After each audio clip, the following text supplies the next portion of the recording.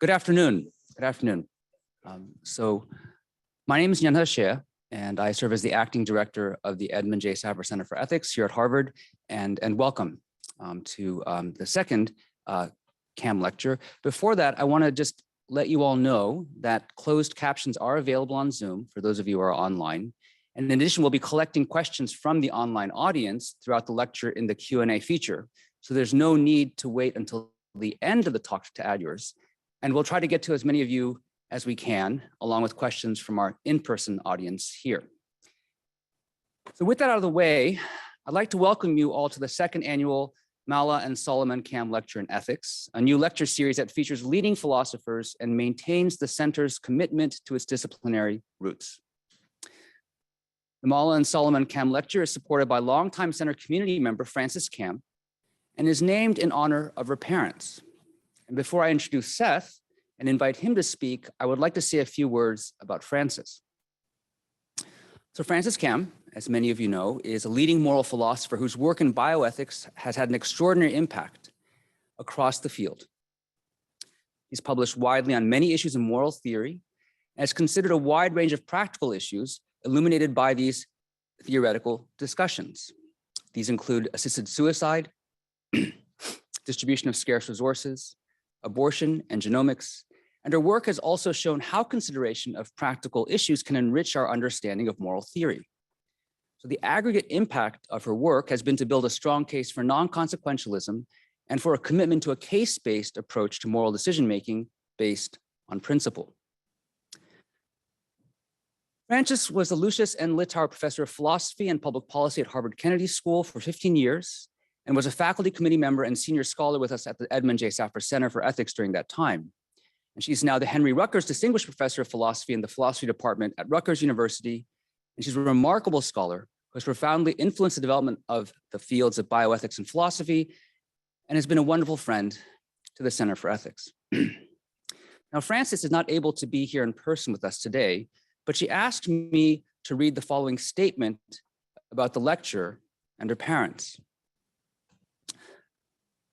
Mala Schlissel and Solomon Kamm were victimized by the Nazis in Poland's Tarnow ghetto, the Plazow work camp, the Auschwitz-Birkenau concentration camp, and then on the death march from Poland to Germany. Their memories were always vivid of the trampling of rights, the cruelty, and the failure to aid those in need that they experienced and witnessed. Therefore, although they were not philosophers, but rather an artist and a designer, they had a deep concern with ethical issues, especially related to human rights. These lectures, established by their daughter Frances Kamm, are devoted to their memory and are intended to promote philosophical inquiry into these issues that they cared about. Philosophy is a particular way of approaching ethical issues. It focuses on reasoning, logical argumentation, and critical thinking. It seeks truly normative conclusions, that is, conclusions about what should be done or not be done and why, rather than empirical description of people's beliefs about these matters. This approach is essential because we all need to make up our minds what to think about these important issues. The Mala and Solomon Kamm lectures are intended to provide the deeper understanding that we need in order to do this. The Edmund J. Saffer Center at Ethics at Harvard has supported the philosophical work of many faculty, graduate students, and undergraduates. Frances wishes to acknowledge how much she has benefited from such support and how grateful she is to the center for its director for agreeing to house this lecture series. For the second installment in the series, we are delighted to welcome Seth Lazar of the Australian National University. Seth is a professor of the School of Philosophy at the ANU and an Australian Research Council Future Fellow. His work on philosophy and AI is extensive. He is, among other things, principal investigator for the Machine Intelligence and Normative Theory Lab, a distinguished research fellow of the University of Oxford Institute for Ethics in AI, general co-chair for the ACM Fairness, Accountability, and Transparency Conference in 2022. Seth is also a director of Templeton World Charity Foundation Project on Moral Skill and Artificial Intelligence, the founding head of the Humanizing Machine Intelligence Grand Challenge, which is a multidisciplinary project at ANU on the morality, law, and politics of data and AI, And last but not least, the driving force behind the newly announced Philosophy, AI, and Society Consortium, PICE, a group of global philosophers tackling pressing questions of AI and ethics. Seth is interested in the political philosophy of data and AI, and he aims to evaluate how big data and AI and related technologies create new modalities for the exercise and concentration of power, and ask whether and how these new power relations can be legitimized and justified. In 2023, he will give the tenure lectures on AI and human values at Stanford University. He received his bachelor's, master's, and in 2009, his PhD, all from Oxford University. We had originally invited Seth to deliver a lecture for us in November of 2020, and we have been trying to make this work ever since. And to our great relief, he finally landed in the US on Monday morning. So it is with more than the usual excitement for a lecture that we prepare to hear his thoughts on the nature and justification of algorithmic power. So please join me in welcoming Seth Lazar. Thank you very much. Thank you. Thank you so much, Yena. Can I just check that my mic's working okay for everyone? Okay, great. I actually looked today to see when I received the first email inviting me to give this talk, and it was February 26th, 2020. So a mere 2 weeks or so before we all knew that the pandemic was going to be what it was going to be. And since then, I just have to say thank you so much to Emily and to Jess from the Edmund J. Safra Center for all of the logistical work they've done to bring me here. And to the whole group and to Frances for honoring me by inviting me to give this lecture. As I said to Frances when she came to give a public lecture at ANU, our Jack Smart lecture series, a few years ago, she's really an inspiration. She's one of my favorite living philosophers. It's extraordinary the contribution she's made to the field.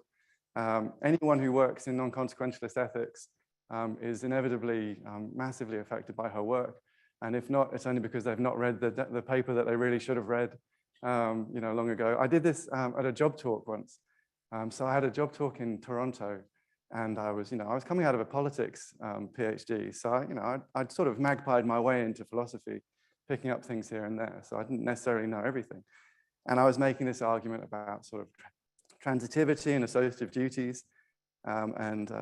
Someone very smart in the audience pointed out that Frances, in her 1985 paper on supererogation and obligation, had basically made the same thing and completely said everything that needed to be said about that point in the middle of a job talk, mind.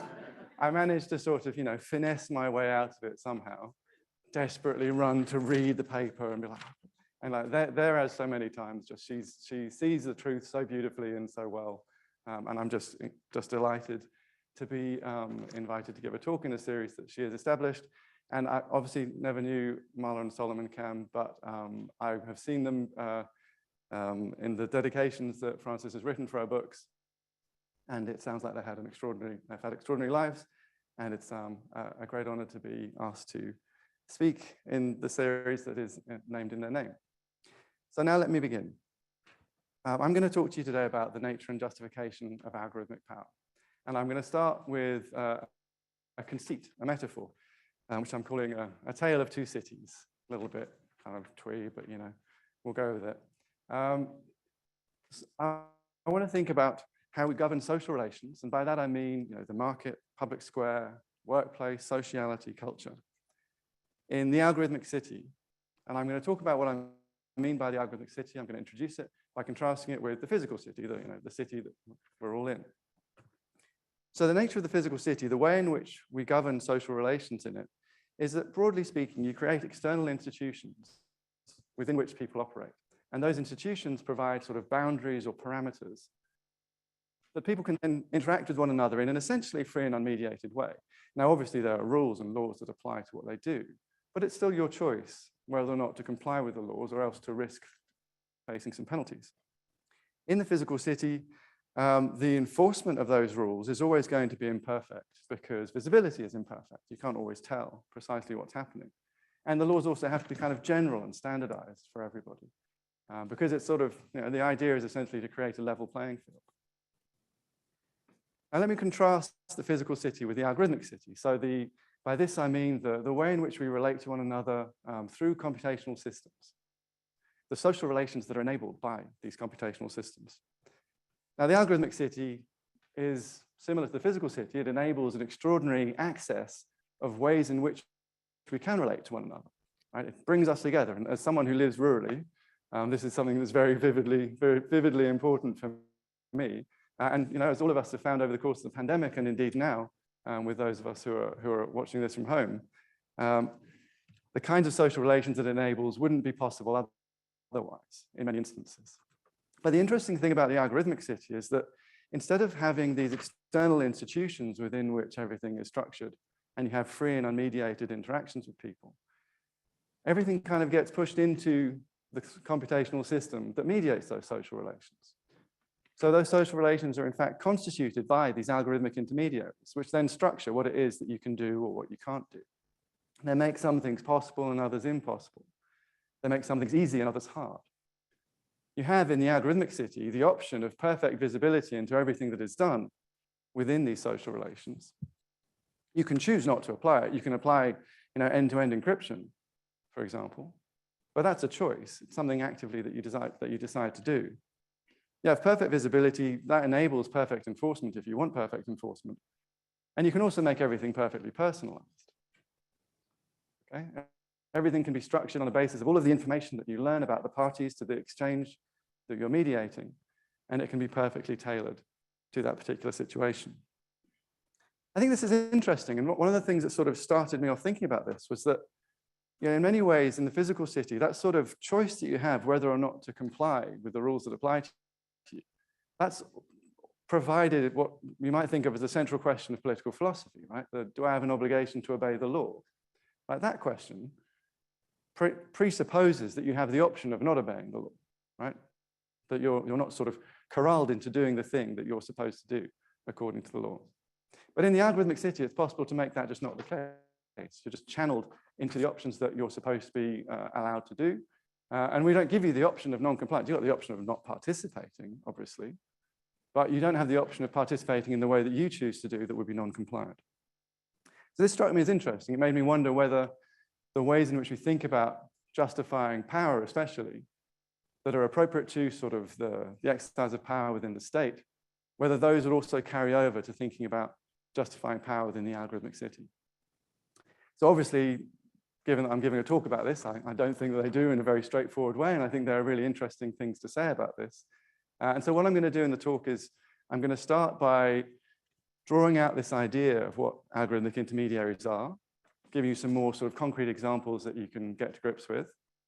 And I'm going to talk about algorithmic intermediary power, which is the kind of power that is exercised within the algorithmic city.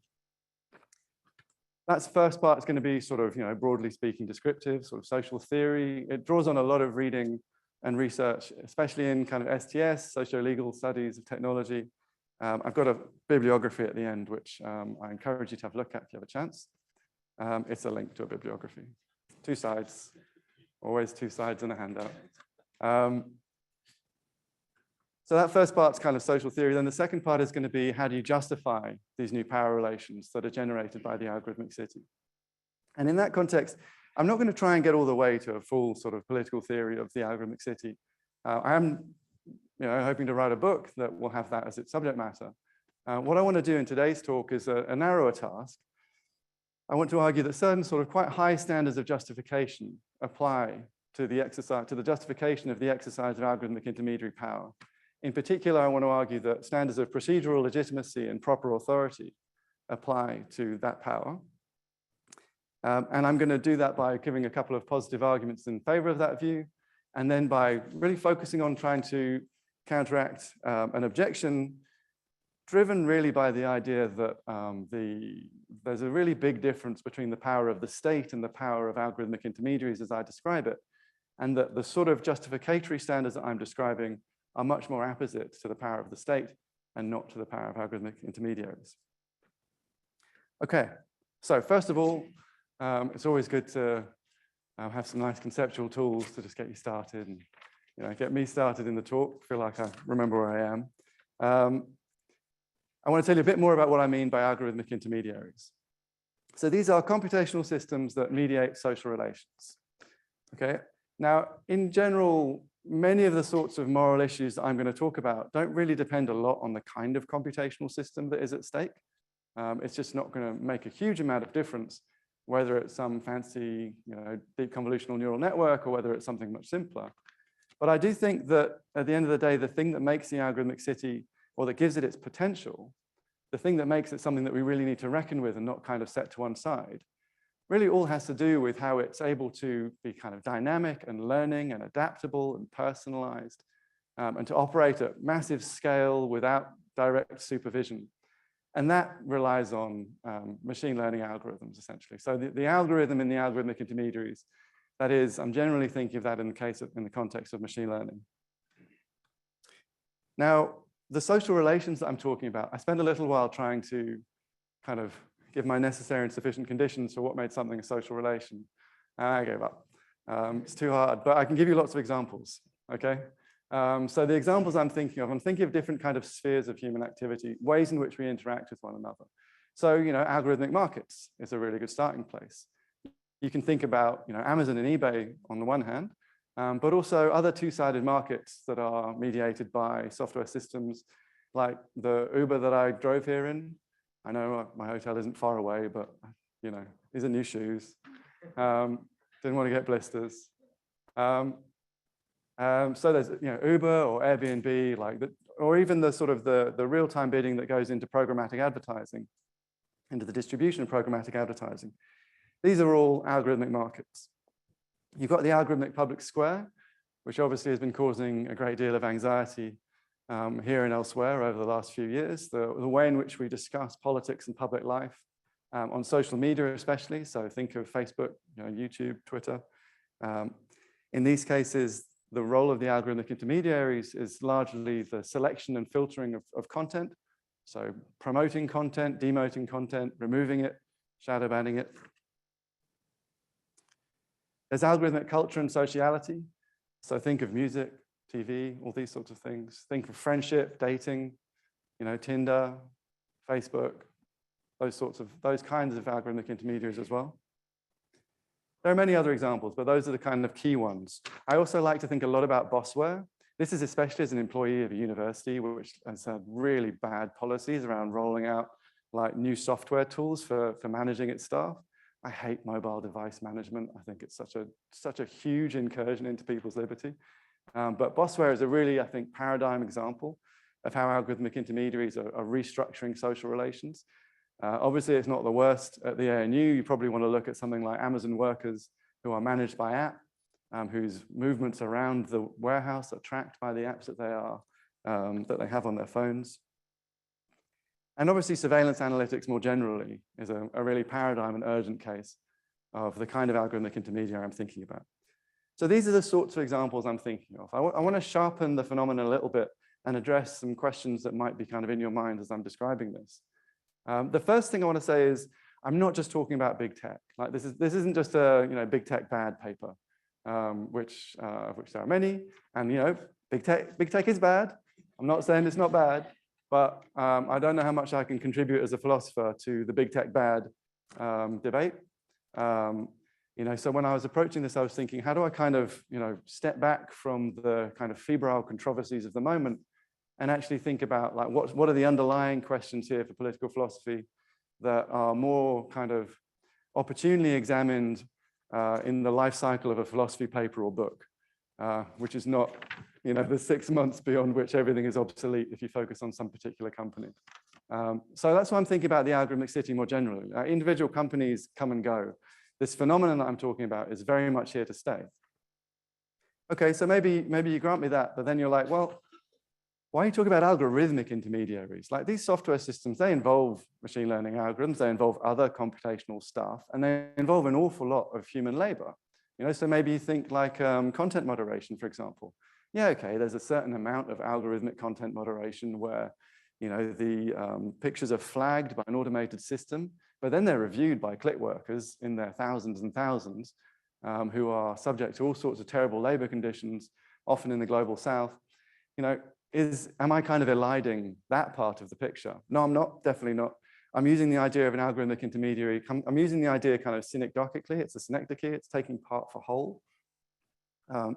All computational systems involve huge amounts of human labor as well as computational labor. They're always socio-technical systems in that sense. But the thing about the algorithmic part of it is that that's what enables it to scale and to do stuff that really kind of we couldn't otherwise do. You know, you couldn't just replace the Facebook newsfeed algorithm, now called feed algorithm, with human kind of people, human moderators who not only kind of remove content, but actively suggest what it is that each individual is going to see. Like that's not operationalizable at that sort of scale. And this connects up with the next thought, which is like, well, why have I focused on algorithmic intermediaries? Because there's lots of other uses of AI that don't constitute this kind of mediation of social relations. And there are, and that's important. And you know, if you think, for example, of the way in which machine learning is used to support criminal justice decisions in criminal justice around pretrial detention or around sentencing or policing, or the ways in which it's used by governments to support decisions around the kind of administration of the welfare state. Those are all really important and interesting aspects of AI. I tend to think that in those cases, for the most part, they're like a more efficient tool than the other tools we already had to do the same kind of thing. But they're not necessarily such a sort of significant state change or significant change as what you have with algorithmic intermediaries. Because with the intermediaries, the type of power that they're exercising, which I'm going to talk about more in a moment, is something, again, that couldn't be exercised by people. None of this stuff would work. You wouldn't have Facebook sort of operating over 2.7 billion people if everything had to have like a human in the loop, say. So that's why I think it's worth focusing on algorithmic intermediary specifically. Like both the algorithmic part and the intermediary part, it presents a distinct phenomenon, and I think kind of will generate some interesting new questions for political philosophy, which we quite urgently need to answer. But let me motivate that view by describing what I mean by algorithmic intermediary power. That's the thing that, you know, in the title of the paper, that's what we're going to be trying to justify. So first you have to understand what it's like. Now, okay, so I've said that algorithmic intermediary power is distinctive and novel. I don't want to imply that intermediary power is completely new, right? And actually, when I think about algorithmic intermediary power, I often try and sort of think up examples of like go-betweens in literature and the sort of power that they exercise. So, you know, my kind of paradigm lately has been Iago in Othello, kind of going between Othello and Desdemona and thinking about what he does. And like, there are similar dynamics there for sure. The difference obviously is the scale at which algorithmic intermediary power operates and the degree to which it then ends up kind of governing our lives. But there's three kinds of power that intermediaries, algorithmic or otherwise, exercise. Okay, so the first one of these is power over the mediatees. And this is a very straightforward sense in which, you know, Iago exercises power over Othello by gulling him and convincing him that Desdemona is being unfaithful, changing what he believes and sort of leading him to do what Iago wants him to do, manipulating him. That's kind of power over in the straightforward sense, and there's plenty of that going on with algorithmic intermediaries. There are sort of aspects of manipulation for sure. There's also sort of shaping what options are available to you, making things impossible. I often think in this context of copyright on YouTube, because I'm a failed creator of viral videos, as in I create videos that fail to go viral. I think my best is still like 5,000, it's really pathetic. Between stop motion of toy soldiers, this is with my son, I should say. Like it's not just for me. You know, the Hot Wheels videos, though, I think, you know, his involvement was limited at times. I made his Hot Wheels videos and I set them to music and I make sort of funny things happen in time with the lyrics of the music. But if you do that now and you upload them to YouTube and the artist has decided that that piece of music cannot be used for this purpose, then it just will delete your video automatically, right? There's algorithmic content moderation and copyright protection, which detects the content that's been uploaded and it just denies you the option of uploading that content, right? So it removes some things from the table for you in such a way that you don't even know that they're there. You don't even know it's happened, okay? I want to stress, though, at the same time that power over is not only about kind of this dominating, kind of removing options type of power. It's also about creating options. Okay, if you think about virtual worlds, Second Life, you know, God forbid, the metaverse, that is fundamentally about creating new ways for people to interact with one another. New types of social relations will become possible due to these tools. So it's not only a kind of a removing kind of destructive kind of power, it's also a power that creates new options and then obviously shapes how you perceive those options, right? So often people talk about, the way in which AI enables a kind of hyper nudging. You've got all your sort of liberal theories of nudging, and then you add the ability to kind of learn people's preferences and learn all this sort of information about them, and then perfectly fine-tune their digital environment in such a way that you can sort of lead them more or less towards the goals that you want them to lead them towards. That's another example of power over the mediatees. But actually, most of what I want to talk about is less power over the mediatees and the ways in which algorithmic intermediary power shapes power relations between the mediatees. And this, again, you see with Iago and Othello and Desdemona. What Iago's manipulations shape the power relations between Othello and Desdemona, with the obvious sort of unhappy result that Othello ends up killing Desdemona. And that's something that we see just as much with algorithmic intermediaries. We often have this debate about whether social media algorithms themselves are manipulating people. But what we know they're definitely doing is they're incentivizing and affording the manipulation of some by others. They're making it really easy for some people to manipulate others, whether or not the algorithm itself is sort of directing you towards more radical content at any given moment. They're creating that whole opportunity for manipulation, which then generates these power relations between people.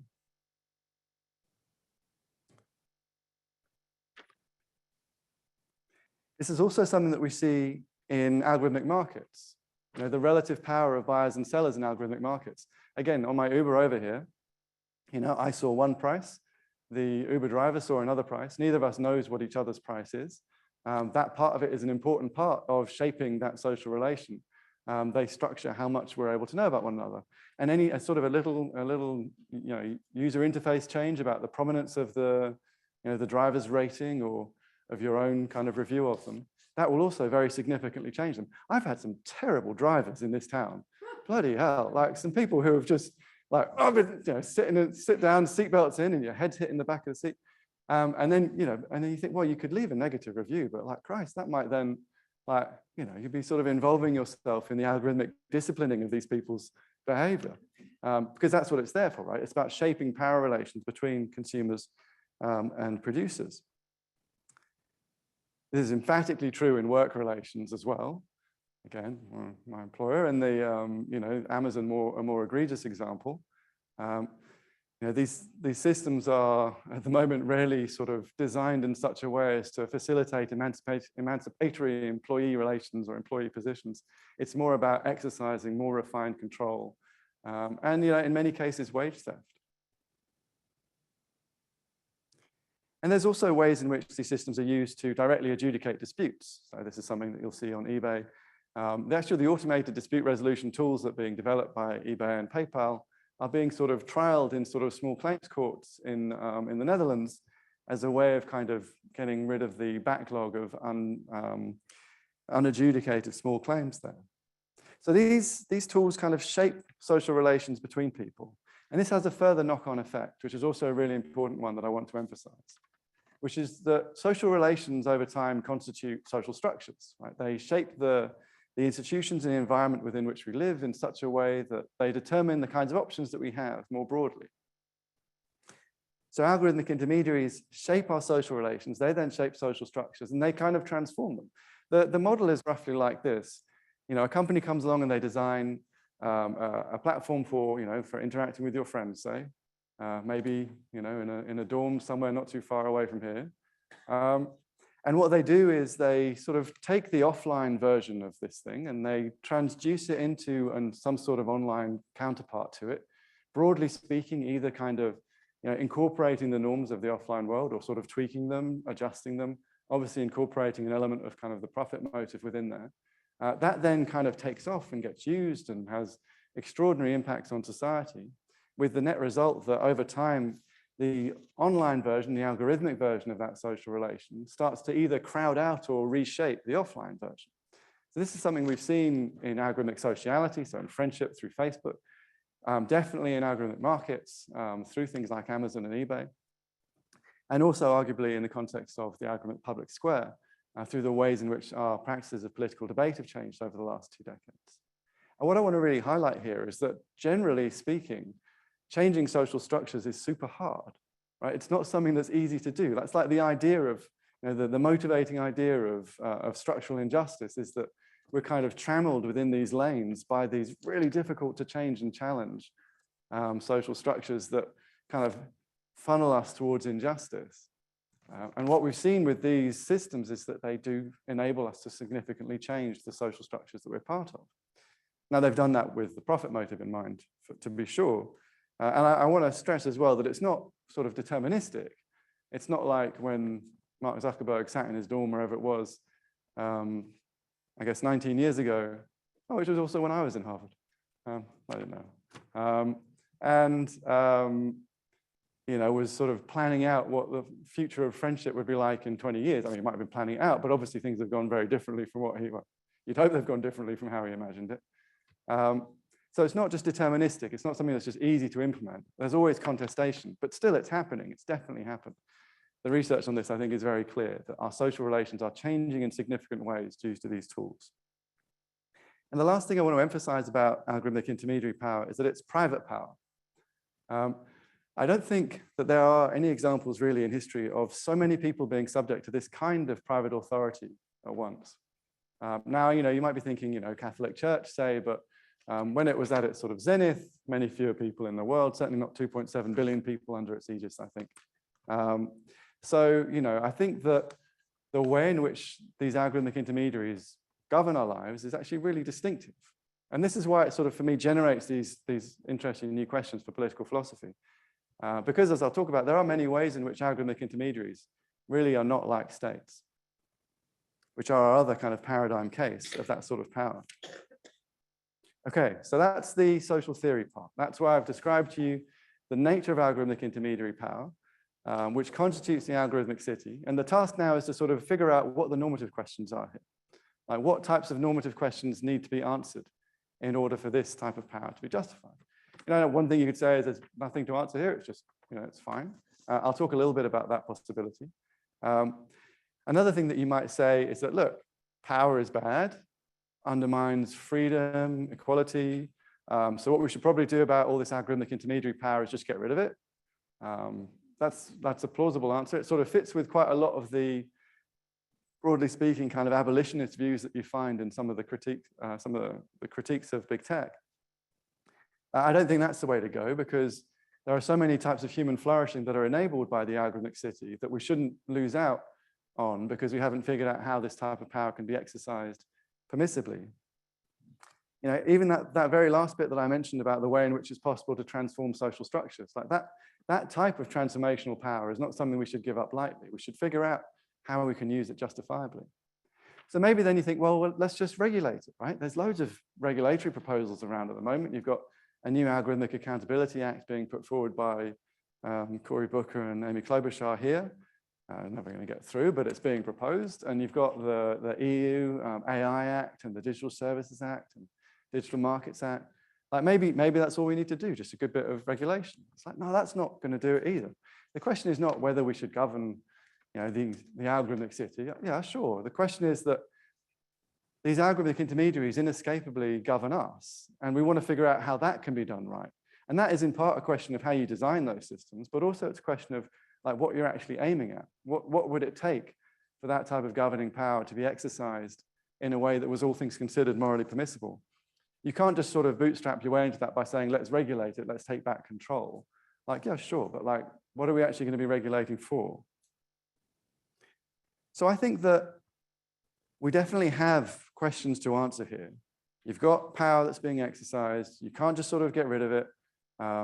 There are good reasons to be suspicious of the exercise of power, governance power. There are standards there should be standards that it ought to meet. So I think that we have these interesting challenges for political philosophy here. And I think they're all the more interesting because of some of the differences between the nature of the algorithmic city and the physical city that I described at the outset. I think that the key idea there is that you have this ability within the physical city to sort of prescind from making certain kinds of moral judgments. You can set boundaries for people and then, broadly speaking, let them figure it out within those boundaries. And, you know, obviously you're always affording some things rather than other. It always gives some people some sort of advantage over others. There's never necessarily a level playing field, but you can at least avoid kind of ruling on a number of quite detailed moral prescriptions. This is the underlying idea, is just very straightforwardly kind of Rawlsian political liberalism. But even if you don't go all the way to Rawlsian political liberalism and sort of an unattainable ideal of liberal neutrality, you still have scope for a certain degree of pluralism, because you don't have to rule on everything. You can provide people with boundaries that they then operate within. But when the power is kind of part of the intermediary, it constitutes a social relationship by being part of the intermediary. You've got to make all of these decisions that you wouldn't otherwise have to make. You can't escape anything by sort of appealing to the intervening agency of the people who act on the basis of or within the parameters that you set, because you're enabling everything. And so just as an example, you know, with something like social media, it's not just about, you know, deciding, setting boundaries and saying, well, certain content is inadmissible and we'll remove that. And then from there on, everything goes and it's fine. You know, a kind of laissez-faire attitude. That's not going to work, because you're always deciding what gets promoted. If you decide that you're going to promote whatever optimizes for engagement, then that is a decision. It's not like a neutral playing, it's not a neutral baseline. So this is, you know, there's this obvious thing that is often said, that technology isn't neutral. But the kind of less obvious corollary of that is that we have to make all of these decisions which you don't otherwise necessarily have to make when you're exercising governing power. You have to decide, like, you know, is that sufficiently truthy? Is that to be allowed not just to be kind of on the platform, but actually promoted and sort of filtered and recommended to people? You have to decide which content is sort of, you know, clearly not going to be, it's sort of past the borderline of being too harmful, but do you then kind of shadow ban it? Really interesting example of this that's coming up a lot in discussion at the moment is how the social media companies treated the Hunter Biden laptop stories around the last election here, where it was not removed, it was just sort of algorithmically demoted. It wasn't recommended, you know? Like, those types of decisions are kind of inescapable on these platforms when you're developing these algorithmic intermediaries. They require you to weigh in on topics that otherwise we tend to think of government power as kind of being able to prescind from, because you're able to set institutions that within which people can, broadly speaking, freely choose and make those decisions for themselves. So that's why I think that we're not likely to find sort of straightforward answers by just applying what we already know from political philosophy and bringing it across to thinking about algorithmic intermediary power. But we can definitely get a foothold. And the foothold, I think, comes from thinking about the kinds of questions that algorithmic intermediary power must answer in order for it to be, all things considered, permissible. So here, I just want to make the general case that as well as meeting standards of substantive justification, like you're using algorithmic intermediary power to do the right thing, it also needs to meet standards of procedural legitimacy and proper authority. Okay, where when I think of proper authority, I think of it as being something, in my view and many others' views, that is grounded in democratic authorization. But there's other ways of thinking about it. Authority, strictly speaking, is just being the right people to exercise power, having the right to exercise power. Okay, the procedural legitimacy question is about the how. It's about how you exercise power. The substantive justification question is about what you exercise, what you use power to do. So I'm just going to give two arguments to articulate the view, or to defend the view that algorithmic intermediary power is subject to these three distinct standards. I'm not going to argue for the substantive justification one, because that just is, it just follows, obviously. I'm going to argue about the procedural legitimacy and proper authority ones. And then I'm going to consider a couple of objections before I close. Okay, so first argument, it seems pretty clear that the types of power relations that I described in the previous sections are obviously being controlled by a very small number of people. They're shaping our social relations in a significant way. And in doing so, those social relations are in turn reshaping our social structures. So they're shaping our collective destiny in a significant way. Now, these two facts imply that there is a presumptive objection against this exercise of power, grounded in values of relational equality and of collective self-determination. They exercise power over us, so there's a social hierarchy there.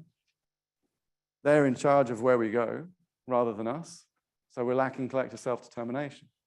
And the thesis is that procedural legitimacy and proper authority are important because they answer these two types of questions. So procedural legitimacy helps in particular address the worry about relational equality. The idea of procedural legitimacy is that it's about limiting power, like preventing, sort of setting boundaries within which the powerful may exercise power. And in so doing, when we set those boundaries for the powerful, we then sort of exercise a measure of control over them. Right? So it's like, yes, you can exercise power over us, but only if you make the standards that you're applying clear ahead of time and give us the opportunity to comment and respond to them. Only if, when you're actually deploying this tool, the decisions that it makes meet certain standards of procedural fairness, like treating like cases alike. Only if after the fact there is contestability and accountability. Like, these are all ways in which we reassert social equality in the face of power. Proper authority is very straightforwardly connected to collective self-determination, because the idea is that when you authorize those who exercise power on your behalf, they then are kind of your proxy agents. So they're a way by which you as a collective can act. Okay, so if you go from a situation where power is being exercised by those who lack authority to one where it's exercised by those who have it, or by those who have been given it, then you're switching from one of collective heteronomy to collective self-determination. I think a nice example of this has to do with the way in which we set up the exposure notification protocols on smartphones at the start of the pandemic. You know, a situation where there are different ways of doing it. It was a lot discussed by the Edmund J. Safra Center, I know. There are different ways that you could do it, and there were different trade-offs that you could make between privacy and public health. And there's one question as to kind of, you know, how you ought to weigh those goods against one another. But there's a further question about who ought to be the ones doing the weighing. And at the time, it was basically, you know, Apple and Google decided on a particular way of weighing privacy and public health. And the only way you could get an exposure notification app to work on their platforms was by using the protocol that they enabled. You could do some kludges and some sort of workarounds, but as we found in Australia, it never worked, and it led to the apps being not used at all. So in the end, it was that they were the ones who sort of arrogated themselves the authority to make the significant evaluative decision, and they ought not. Like, that's something that's problematic. That was undermining the collective self-determination of the different democratic governments that were subject to their decision. And that's something that we should resist. So that's the way in which collective self-determination and proper authority are linked. The next argument focuses on the way in which we're forced to make a whole bunch of decisions in designing these algorithmic intermediaries that we wouldn't have had to make in the past, or that are not strictly analogous to ones that we would have made in the past. And this faces, you know, we face all of these interesting and challenging questions of substantive justification, and we face really significant moral risk. Right? There's real worry about what we're going to do. Like, we're going to shape these tools that are going to define the next several decades, possibly the sort of the ongoing future of civil society. And, you know, we're kind of, it's shots in the dark, right? We have no idea what we're doing oftentimes. Certainly the people who have the most power at the moment have no idea what they're doing. There's a significant amount of moral risk involved in exercising this new kind of governance. And I think that procedural legitimacy and proper authority are both ways of mitigating moral risk. So the first of them is important because by having that sort of step of, you know, notice and comment that's required, and I'm sort of drawing here on a background thinking about morality of administrative law, by having that standard where you have to actually make rules public kind of before they're applied and give people the opportunity to challenge them. One of the things that you're doing is enabling yourself to kind of pool moral knowledge and allow people to challenge and allow you to sort of discover weaknesses and problems. Anyone who's had to organize anything virtually for the first time over the last 2 years knows very much what this is like putting on a conference where you go from the affordances of the in-person context to the online context. You've got to decide so much stuff. And if you just plow on and do it however seems to you right, then you're going to get many, I mean, if it's something high profile like one of these AI conferences, you're going to get a lot of people on Twitter very angry with you. But the idea is that if you give people the opportunity to kind of comment in advance, then that enables you to mitigate some of that moral risk. Accountability and contestability do the same ex post. My way of thinking about how authority connects up to moral risk is a little bit idiosyncratic. It fits in with a broader view I have about kind of how you justify taking moral risks, which is that one of the things that you need to do is to satisfy a kind of proportionality constraint, right? So it's about the goods that you can achieve that justify you in taking that risk. And in my view, when an agent acts on behalf of a broader community, when they're authorized to act on their behalf, they can act on the basis of reasons that apply to the community as a whole. So I think of this often in the context of the ethics of war. The notion that when you're acting on behalf of a community, you're not just sort of acting in self-defense, you're acting in defense of the collective that you're defending. So someone who, for example, is defending the Ukraine against Russia and who is sort of properly authorized to do so, can act on the basis of the reasons that apply to the community that authorizes them to act. And that makes it easier to justify taking these moral risks. It sort of adds more into the proportionality calculus to justify that act. So proper authority matters for sort of mitigating moral risk because of the way in which it makes it kind of easier to justify these risks at the bar of proportionality. Okay, so those are my two arguments for why we should care about procedural legitimacy and proper authority in the case of algorithmic intermediary power. And what I'm going to do in the rest of the paper is I'm going to consider some sort of external objections. I'm sure you'll have a number of internal objections to those arguments, which I'd love to talk about. But the objections I'm going to talk about for the rest of the lecture, I'll focus on kind of external conditions where we say, well, all well and good, Seth, this is fine, interesting arguments, but the type of power that has historically been subject to these additional, stronger, more stringent requirements is state power. And state power is different from algorithmic intermediary power. Yep, it's interesting that, you've got ads kind of nudging you this way and that, and maybe it's slightly irritating to be told how to say happy birthday to your friend or when to say happy birthday, on their birthday, obviously, but prompted in a particular way. But, that's not like guns and police and jails and armies. That's the kind of power that really generates the demand for legitimacy and authority. It's the monopoly on the legitimate use of force within a territory. That's the thing. Okay, so I've been thinking about this a lot, and actually in many ways, I've been thinking about this a lot more since I gave a related talk to some folks at Rutgers, where Francis made an objection, which I've been thinking about ever since. So Francis, I hope that this is for you. So I've been thinking about this a lot, right? And I thought, first of all, okay, it can't just be guns and power and killing and all that stuff. Like, let's just, a little thought experiment. Let's just imagine that there's only the algorithmic city, okay? Dystopian future where we all live in the metaverse, okay? And we're just sort of in pods. And in the algorithmic city, when there's no sort of physical life, no physical city counterpart, or whatever there is only what's necessary in order to enable the algorithmic city, you can exercise power, you can govern the algorithmic city without any force. Right? You don't need to harm anybody within the algorithmic city. You just make it impossible for people to do stuff. Facebook did this the other day in their Horizons virtual world. They introduced a 4-foot boundary around your avatar in this virtual world, so no one can penetrate that because they were getting, people were sexually harassing one another by kind of groping avatars and stuff. And so this 4-foot boundary just makes that impossible. You don't need to introduce penalties. You don't need police and jails. Just remove the option of doing the non-compliant thing. And yet, surely in a city that was purely, in the metaverse, there would still be demand for legitimacy and authority in that city. Like the standards of, like, if it's the kind of power that's being exercised is still the kind of power that demands answers to these questions. And I think what we do, and maybe this is just describing me, but what I think is a fairly common trend in the kind of analytical political philosophy that certainly that I read, is that we sort of over-index on the state because, there never really has been another kind of agent with quite that kind of power over quite that many people. And so you don't really necessarily need to work out what it is about state power precisely that generates the demand for, legitimacy and authority and these other things, because there just isn't anything else that is sufficiently close to it.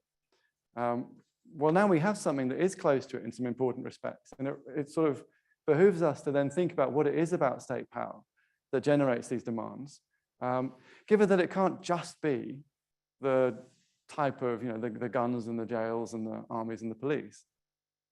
I think it comes down to two things primarily.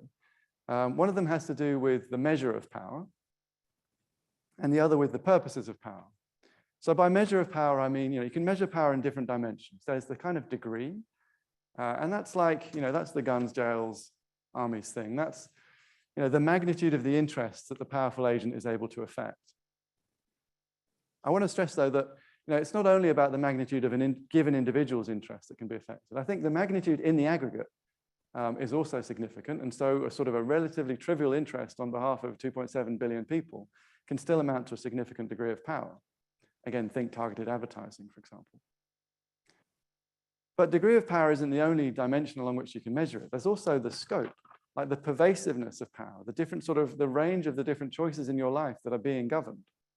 And that again is an area where, yeah, the state has pretty significant scope for sure, but also these algorithmic intermediaries do. They have extraordinary kind of range, and they actually kind of interfere in areas that we typically would keep the government out of, like, for example, dating apps. And then as well as scope and degree, there's also the concentration of power. You know, how few have power over how many. And you know, the state, you know, quite concentrated power for sure, but my gosh, algorithmic intermediaries, it's a few folks in Silicon Valley over literally billions of people.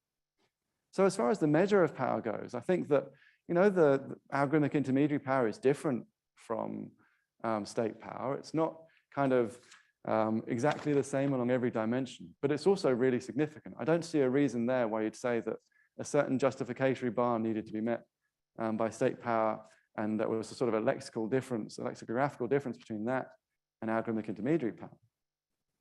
And then there's the purposes of power. So here I think the fact that algorithmic intermediaries govern is really important. You know, and this really comes down to that point about shaping power relations between people. You know, that's what they do. It's inevitable, and if they don't do it thoughtfully, then they will do it in ways that afford abuse and hostility and vulnerability. So that's the reason why we're kind of so anxious to regulate these platforms now, is because they do shape these power relations between us. And in order for them to do that better, they need to be able to govern us. Right? Now, I think of governing as being about making, enforcing, and implementing the constitutive rules of a social institution. And this calls for procedural legitimacy just insofar as they're rules, on a kind of Lon Fuller type sense of what rules are. I also, you know, I think we have this deeply ingrained sense that I want to unpack, but I haven't yet, that if you govern, then you owe the governed equal concern and respect. I have in mind kind of Ronald Dworkin and sovereign equality in the background there. So I think that governing power demands legitimation and proper authority. I actually think that it does that even when the stakes are relatively low, like even in your chess club. If there are going to be decisions made about how to make, enforce, and implement and enforce the constitutive rules of even that institution, they should probably meet sort of minimal standards of legitimacy and authority. Governance power also calls for proper authority. And here I think it comes down to these broader ideals of self-governance and collective self-governance, and the notion that you know, I've already talked about the way in which the acting on behalf of people enables you to justify the moral risks involved in governing. And there's a broader sense in which, you know, governing is justified by the value of the institution that is constituted by those rules, the rules that you're implementing, making, and enforcing, and that the value of that institution is in part constituted by its endorsement by its members, which again requires a measure of authorization and authority. So I think the governing power should meet these high standards of justification, and the algorithmic intermediaries govern, so it should meet these high standards of justification. I also think that if power is being used to achieve certain types of collective goods, then the same sort of thing is true, especially for authorization and authority. So where power is being used to achieve, you know, the objects of group rights or irreducibly social goods, or where it's reshaping our social structures, these are all big things that should be done collectively, where you need to invoke the authorization and the authority of the community on whose behalf you're acting and whose collective world you're shaping. So I think those key things about power, like its measure, the measure of algorithmic intermediary power is significant. It's different from state power, but it is also a very significant kind of power. And its purposes, the way in which it's used to govern, and in order to achieve these collective goods, the objects of group rights and of irreducibly social goods. Of the latter, think of your healthy information environment, right? That's a kind of a really important good that these systems have a crucial role in achieving or failing to achieve. I think of it as an irreducibly social good because it's not enough that you can access good information online. So if you're worried about your neighbor being a QAnon fanatic, then you don't have a healthy information environment, right? What you need is not just to enjoy the good yourself, but to know that others enjoy it too. And that kind of collective good requires, I think, proper authority for it to be realized.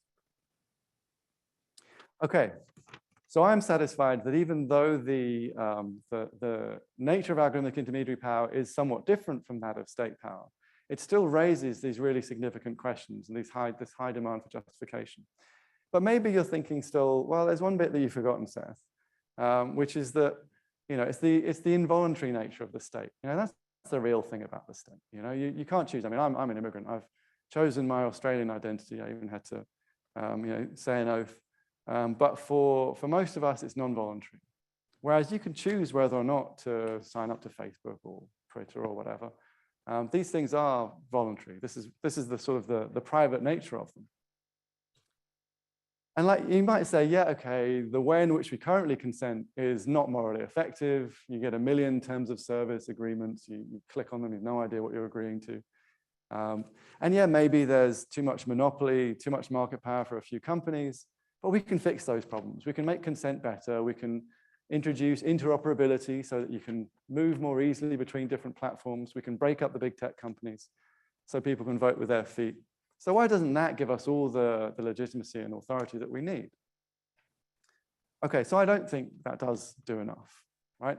And I think part of it has to do again with this this wider perspective that I'm taking, which is that, yeah, sure, you can maybe opt out of some particular company, but going forward, in future, opting out of the algorithmic city entirely is really not going to be a reasonable alternative. And your consent is only morally effective if you have a reasonable alternative.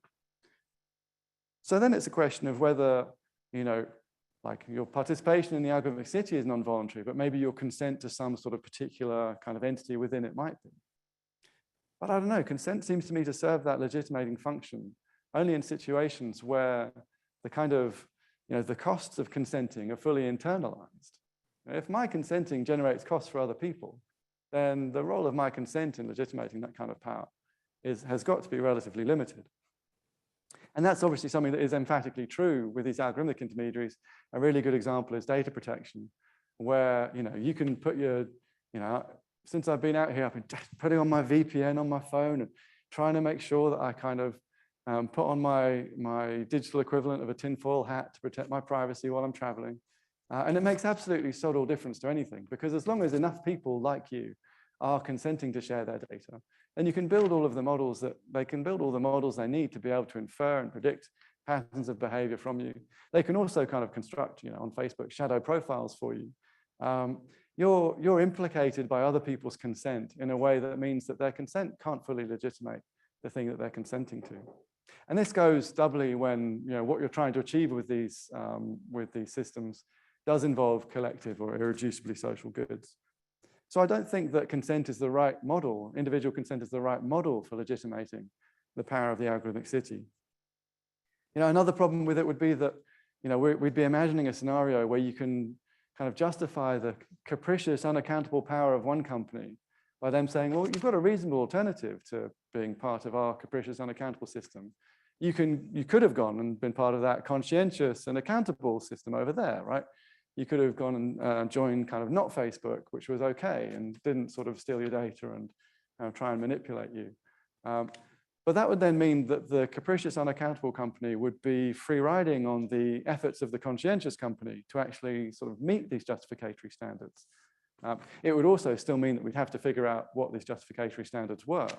But I think on the whole, we shouldn't allow the exercise of sort of capricious, arbitrary power to be legitimated by the fact that you've got a non-arbitrary alternative if you want to do it, because it would mean free riding on that, on the other's conscientiousness. I also think that another problem of trying to just break all of these things up is that it loses the fact that in order to govern algorithmic intermediaries in the algorithmic city effectively, you really need to have a measure of centralized authority. Like many of the central problems with these systems derive from collective action problems that can only be resolved by various types of centralized authority. So there's a fundamental tension, and we see this with the regulation being proposed in the EU at the moment. There's a fundamental tension between the demands for privacy, which requires a measure of centralized authority in order to achieve it, and competition, which kind of works directly in the opposite direction. So I don't think that consent is the answer. I mean, I think we can definitely do better as far as consent is concerned. It's not completely fruitless to chase it. But it's not the whole answer. It's not going to get us all the way to sort of answering these basic questions. And this means that we do have a significant challenge here, right? Which is we have to figure out, I've argued that we need to, the algorithmic intermediary power needs to meet these standards of substantive justification, procedural legitimacy, and proper authority. But I haven't said what the content of those standards will be. All I've said is that I don't think that we're going to go very far by trying to infer them from what we already know about political philosophy, because there are these interesting ways in which algorithmic intermediary power is different from the types of power that we've tried to justify before. The basic ideals of liberal democracy seem to be that's our best tools so far for legitimating the exercise of power. And yet they seem to be particularly ill-suited to governing the algorithmic city. And in many ways, the algorithmic city seems to be to undermine some of the features that are necessary for successful democracies to function. Like you may think that for a democracy to function, and I'm aware that there's some people in this room who know a lot more about this than I do. But you may think that in order for democracies to function, you need to have a certain kind of community of destiny, where you're sort of thrown together in such a way that you kind of have to compromise with one another on different issues. Algorithmic intermediaries in the algorithmic city enable us to relate to one another only with respect to specific issues. So we don't necessarily have to kind of face those cross-issue compromises. And I think that we can't just sort of, so I've already said that we can't appeal to just like antitrust and breaking up the power of the tech company. That's not going to solve the problem. I'm also concerned that it's not like we just want to introduce more state power into this area. You've got all of the power, the most powerful agency that there is, and you've got a whole new domain for the exercise of power. And you put those two together, that doesn't seem right. That seems terrifying in many ways. And I've been talking, and I should have said this at the outset, I've been talking about the algorithmic city from the perspective of the West.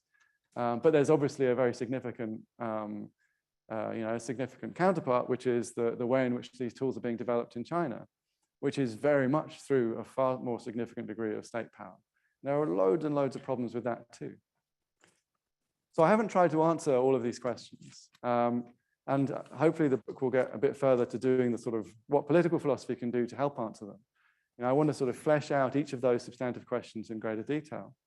But I think that the challenge that lies ahead is one of both institutional and algorithmic design. I think that political philosophy can play an important role in that. That it's going to be a matter of sort of helping us figure out what's wrong with where we are now and giving us a sort of lodestar to aim at. And I think that in doing so, we're going to find some interesting questions for political philosophers to answer that will invite new types of answers and will be new types of questions. But I think that actually getting towards the legitimate and properly authorized exercise of governing power in the algorithmic city will require significant advances in both institutional and algorithmic design, which is something that philosophers certainly can't do on their own and are best placed to do on their own. But you're very lucky here to have a community of scholars across Harvard that can do all of these things. And I'm incredibly lucky to have the opportunity to hear your questions and to sort of get started on that project. So thank you very much for your time.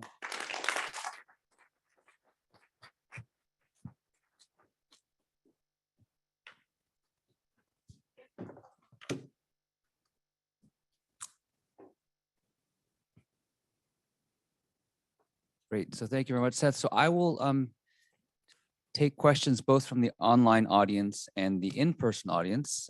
So let's. Has Francis got a question? I don't see a question from Francis, but I will be on the lookout for a question from Francis.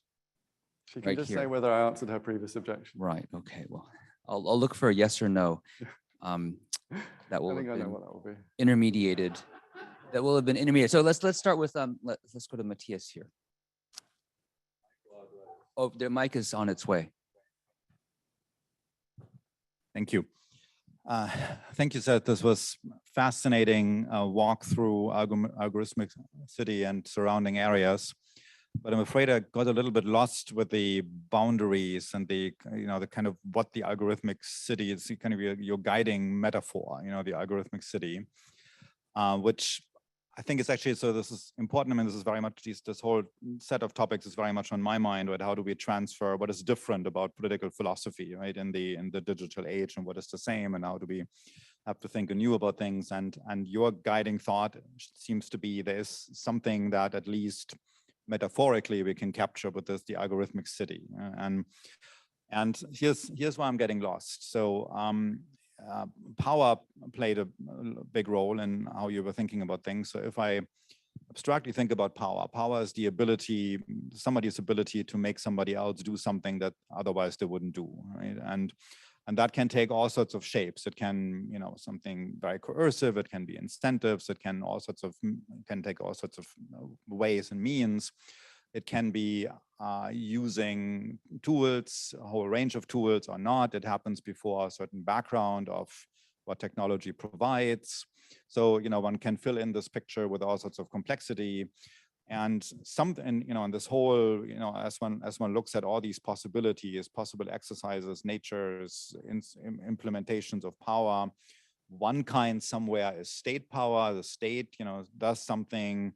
Other institutions do something. The private sector does something. You know, Jerry Cohen has a paper about the structure of proletarian unfreedom. That's a particular take on private sector power.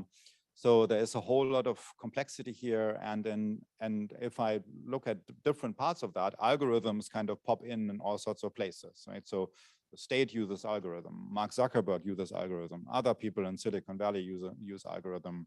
Lots of business types around the world use algorithm, but then there's also always a lot of other things going on, you know. So I enter into a store and, you know, physical space, there's a certain exercise of power involved in terms of how they shape things and, you know, how I can move around in the physical space. And then I go, you know, to the cashier, and there might be an algorithmic component, you know, in terms of how I can pay, and that creates a certain kind of power. So there's a whole lot of this. It's a complicated world where algorithms are popping in all sorts of places, and yet your metaphor of the algorithmic city seems to suggest that there is this separate area by way of contrast with somehow everything else, but then the everything else was then mostly represented by the state, right? There's the state and the algorithmic city, and but then, you know, that's why I'm getting a bit confused here, because I see what's special about state power.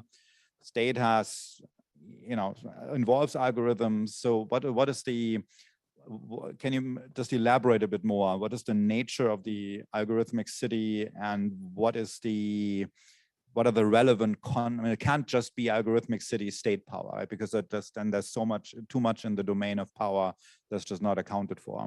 Yeah, for sure. I do operate with a slightly different understanding of power, because I think that sort of determining the counterfactual baseline for the approach where it's about kind of what you wouldn't otherwise do can sometimes lead to problems. But broadly speaking, I see where you're getting at.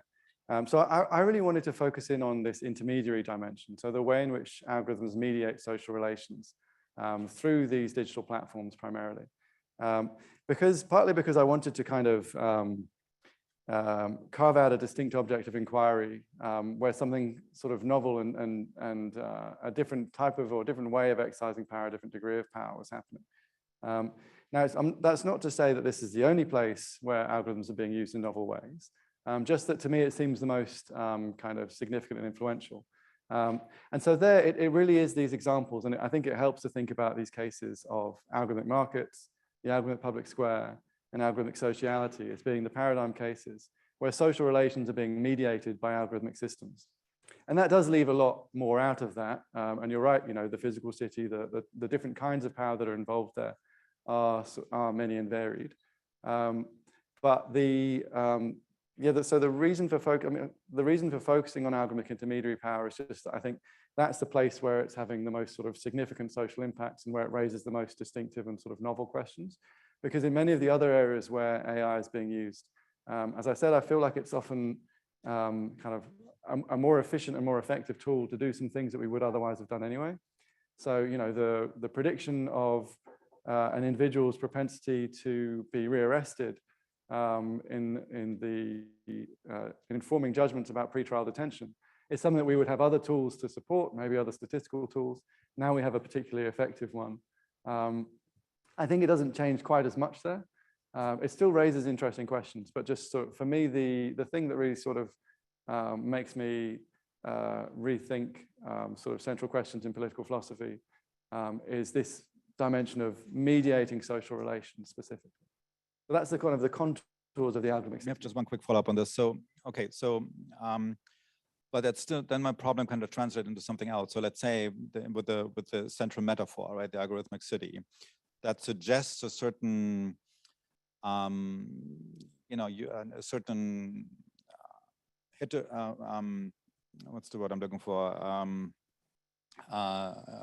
Harmony, coherence, and in equality in terms of abilities, homogeneity is what I'm looking for. A certain homogeneity in terms of what it means to be subject to something like this, right? So, and there's all, you know, like to this day, I'm not on Facebook. I'm avoiding social media, so I don't have any. I mean, they have power over me, but not because I'm on them, right? So, but there's other ways, and so the ways in which people navigate these spaces and can avoid them is highly differential. And the metaphor of the algorithmic city suggests like this is something we're in, and then there's a question that arises about the whole thing. That's again where I'm getting a bit lost. Yeah. I mean, I guess you know, the conceit is sort of meant to motivate the idea, but the substantive discussion is about the nature of the mediation of social relations. And look, I do agree that certainly people of our generation have an ability to stay out of these systems to a significant degree. So I'm doing a certain amount of forecasting in terms of the sort of degree to which it pervades people's lives, but sort of forecasting that I'm comfortable with. But I don't mean to imply that the algorithmic city is kind of homogeneous and kind of coherent. This is something I maybe could have said more about at the end, about the way in which it generates these sort of overlapping, cross-cutting social relations that don't kind of throw people together. For me, that's one of the reasons why I kind of worry about our ability to kind of apply liberal democratic ideals in this context. Because we just have this sort of mess of cross-cutting social relations that aren't territorially bounded and that are much more sort of issue specific, without any kind of cross-issue support. But that's something I'll definitely incorporate more into future versions of the talk.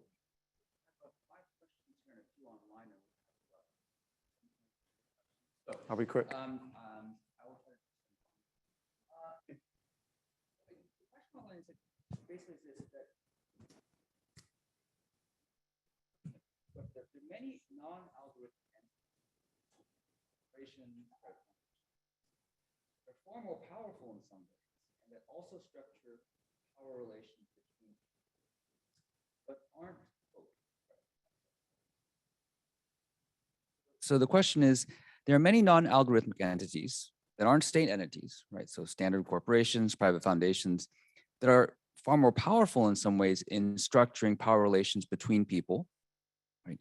But they're not subject to the demanding requirements that you've put forward for justifying algorithmic power. So I guess the question is, does that mean we're thinking also incorrectly about these other entities, or is there something distinctive about the algorithmic city that requires a kind of justification or standard that we wouldn't apply to these other entities? So I think as far as whether the standard applies, then I'd be inclined to say that in many cases, besides state power, we do have forms of private government that should be subjected to higher standards of justification.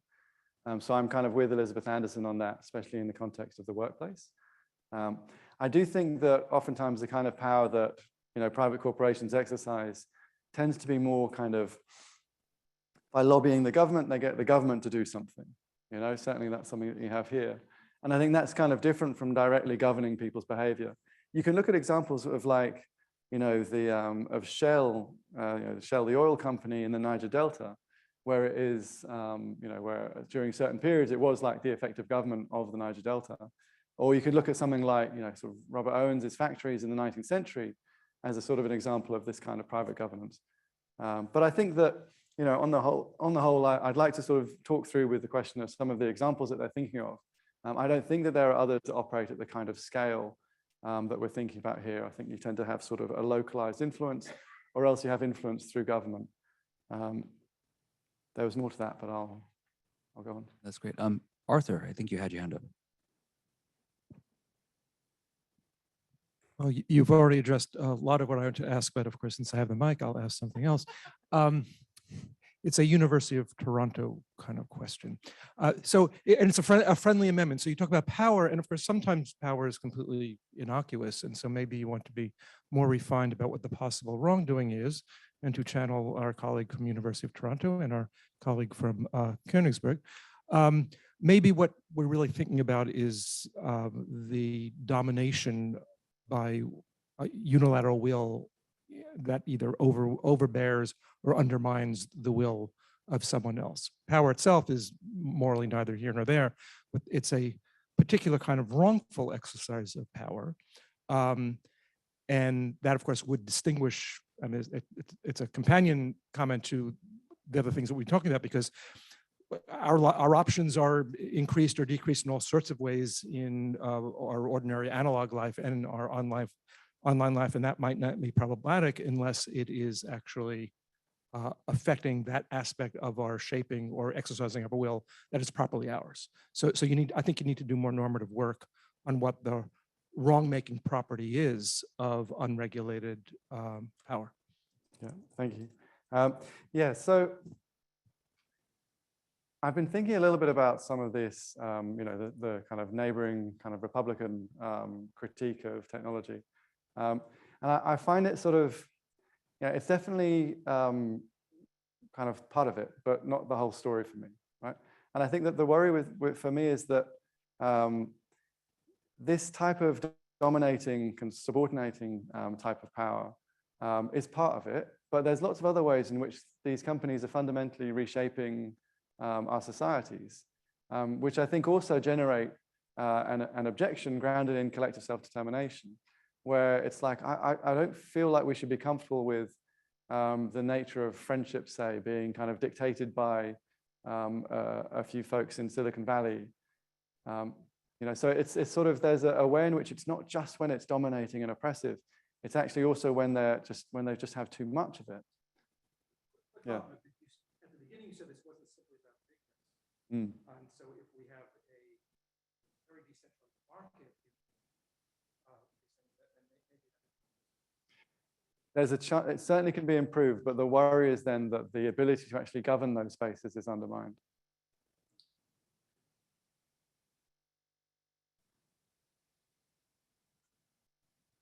Great, Renee.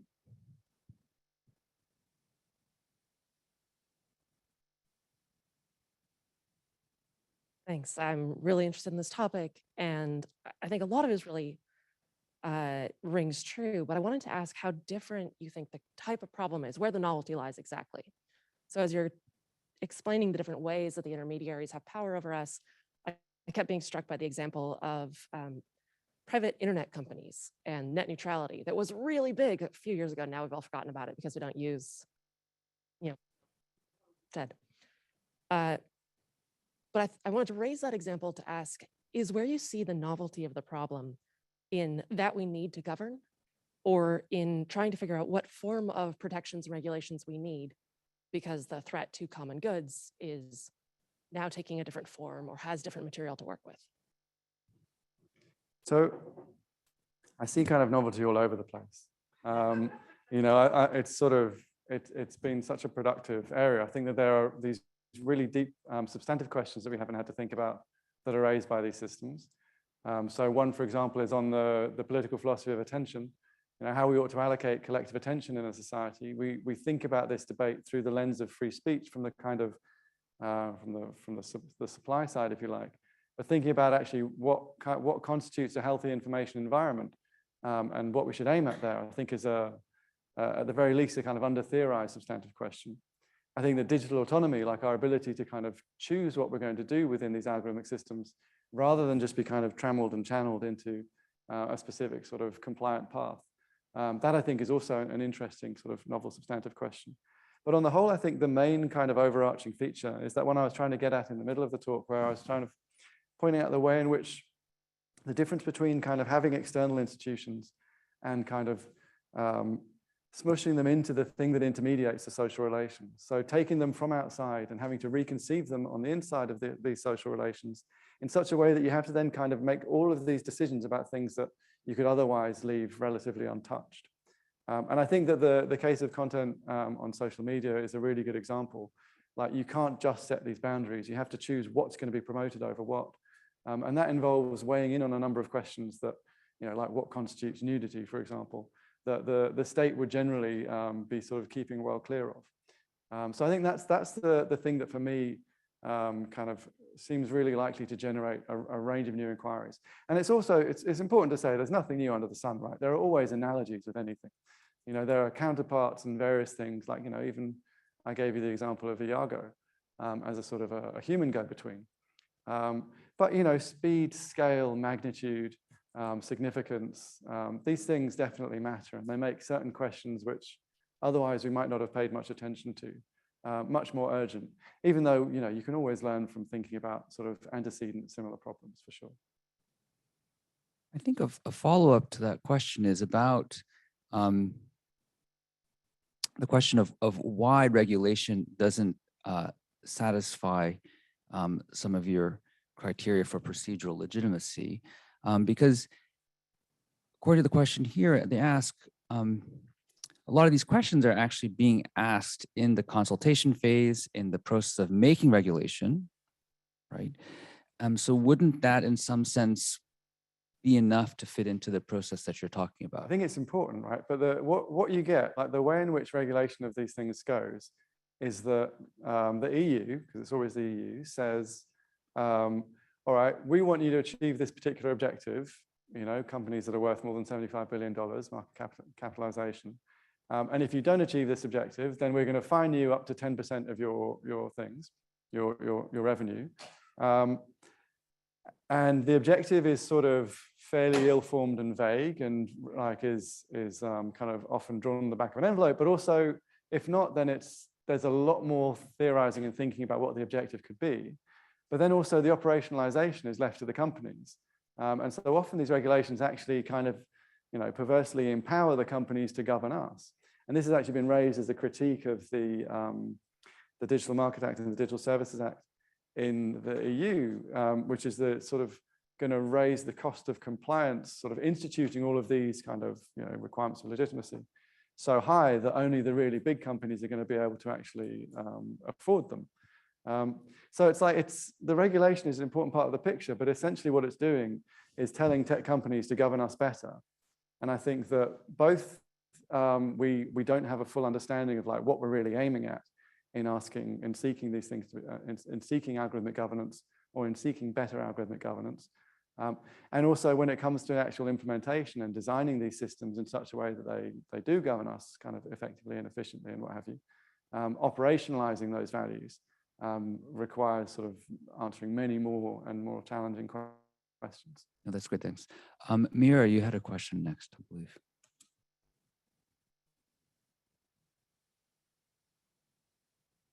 So I'm trying to figure out this mediating role that you were emphasizing and you're responding to Matthias, because you were saying to Matthias, okay, this is not about power, you know, in every dimension, and it's not about say actually the city so much. I want to, you know, that it's these this mediating role. And I was thinking then, this follows on to sort of after the first Zoom question that was asked about the kind of mediating institutions and roles and exercises of power in the non-algorithmic context, right?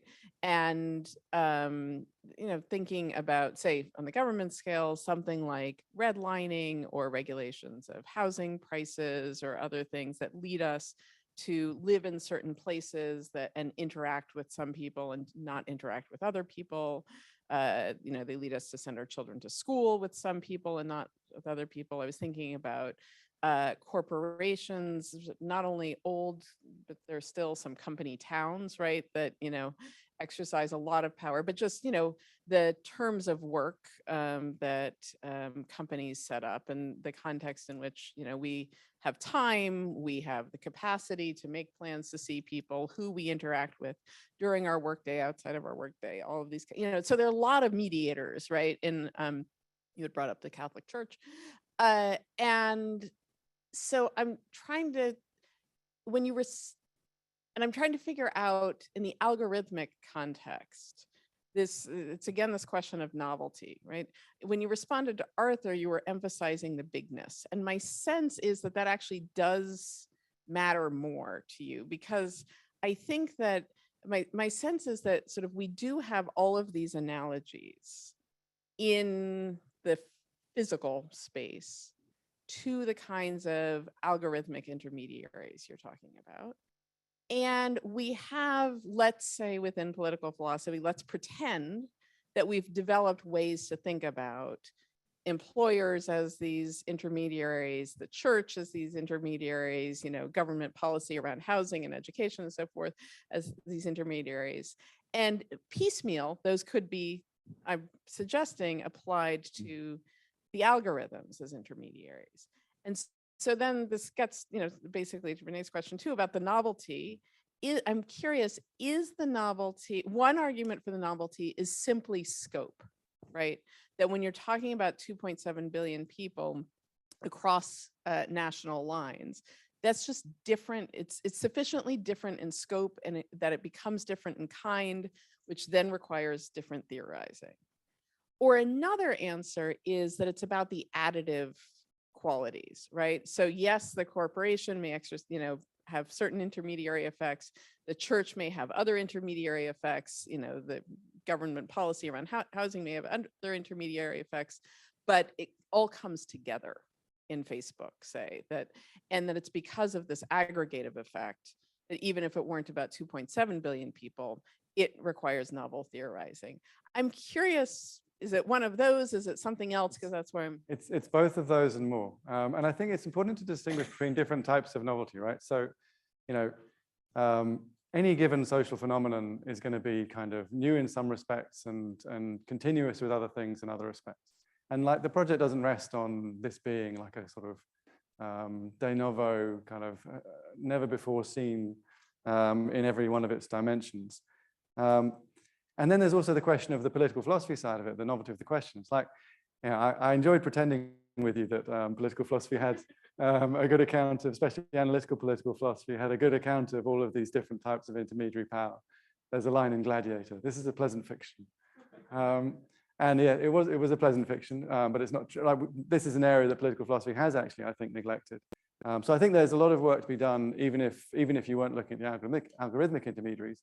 But obviously, the scale and the scope are what kind of give it its social significance and importance. But there is a way in which I think the phenomenon is different. So over and above the kind of the integration of scale and scope, and it's that fact of basically taking all of that offline stuff, a lot of it unspoken, a lot of it infeasible, and translating it into this perfectly malleable system that you can construct in any way that you want, where you are then consequently responsible for every dimension of it and everything that is done by the people who you're mediating.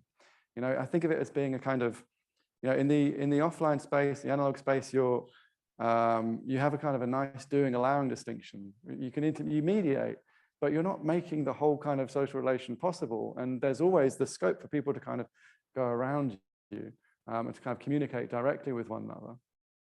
You're not structuring every kind of contour of the relationship. So if some things happen within it, you're not necessarily going to be responsible for them, or at the very least, there's intervening agency between you and that action. When it comes to algorithmic intermediaries, because they make all of these social relations possible and structure every dimension of them, they're much more deeply implicated in what is happening. And they also then have to also make choices about stuff that you wouldn't otherwise have to make choices. You might choose to be sort of incredibly invasive in the offline example as well. But in the algorithmic case, you're compelled to make all of these really fine-grained choices about what's going to be feasible and what's going to be allowed and what's going to be sort of afforded and made more difficult. So I think that there is a difference in the phenomenon itself, but I think that the urgency of the questions largely derives not necessarily from their novelty, but from the scale and scope. And I think the philosophical interest comes from, you know, thinking about the phenomenon of intermediary power. And, you know, my hope would be that, you know, I think about the algorithmic part for a bit, and then I go looking for these other types of cases of intermediary power, and I see what kind of transfers across. But if there is a good sort of, you know, a body of work in political philosophy on this thing, then please point me to it. Great. Unfortunately, we are running out of time, but there is a question that just arrived online that I believe we should ask, which is from Francis Kamm. All right, Francis. My issue. Deep breaths. If an algorithm provider is doing the right thing, your substantive condition, and procedural requirement is satisfied, makes clear its standards, and takes criticism, is the proper authority issue still important in a communication market? That is, should there be collective self-determination? The latter seems like a requirement for communal ownership of means of production, which we may not want, as opposed to private ownership of means of production. And that, I think, was the question I asked at Rutgers. Yeah, so Francis, I think there does need to be like significant kinds of institutional design, like novel institutional design here, that falls somewhere between the two things that you were describing. But no, I think that this is where that section about kind of the fact that the power is being used to govern, the fact that it's being used to achieve collective goods like group rights and the objects of group rights and irreducibly social goods, and the fact that it's a very significant degree of power. And the example Francis gave in the other talk was of like a greengrocer that will sort of set up in a store, and we don't think that it needs to be collectively owned or anything like that. But that's the greengrocer isn't governing us. It's only one greengrocer among others. It doesn't sort of extend, it doesn't have a very significant degree or scope or concentration of power. It's not sort of set about achieving the objects of irreducibly social goods or collective goods. It's not changing our social structures in fundamental ways. I think it's all of those additional criteria that make it the case that you need to have this extra level of proper authority. I agree that the worry is then, what is the only way that we can do that through, nationalizing Facebook, say? Well, that would be pretty disastrous. Or through a kind of Chinese state type influence over me. That also is very bad. I don't have the institutional solution that gets you the right amount of democratic authorization. I know that the purely sort of market-based approach is not adequate and can't satisfy these demands. But then on the other hand, the fully statist approach is also inadequate. But this is where I think that the task is one of institutional design, sort of informed by political philosophy and algorithmic design, but not kind of limited to it. And that's something where I think that, a much broader conversation is taking place. It's something that we're all part of right now. But yeah, I'm sure there will be a kind of middle way between the Scylla and Charybdis there. So one of the great things about these lectures is always to learn new things. And one thing that I've learned is that in addition to the long list of roles that Seth plays in the technology space, I now need to add to that list his role as a creator of viral videos. But more seriously, the Mala and Solomon Kamm lecture series was founded to further philosophical inquiry and to deepen our understanding of pressing ethical issues. And it's difficult to imagine a more pressing set of issues raised by the rise of the algorithmic city.